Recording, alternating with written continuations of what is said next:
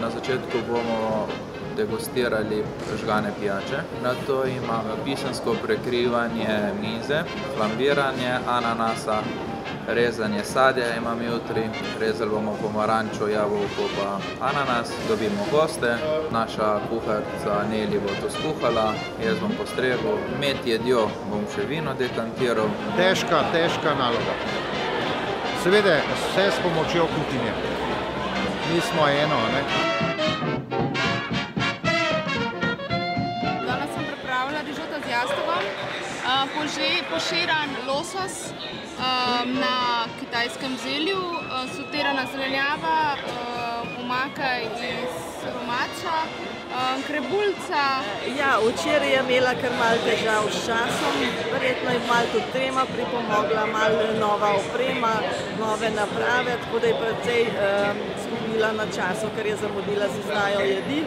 No, danes je šlo pa že kar boljše, ne? Tako da je pravočasno pripravila svoje izdelke.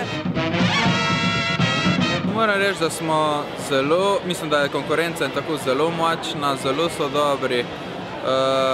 Vsak se po svojih najboljših močeh trudimo, tako kot smo se pripravljali. Nekateri po Evropi mislijo, da pravzaprav ne znamo, ampak kolikor vidim, smo Slovenci strokovno na nivoju, vendar pač se zgodi, da nas spregledajo. Nekatere stvari sem opravil zelo v redu, nekatere stvari so se malo ponesrečile, recimo, vendar načeloma je dokaj v redu, no.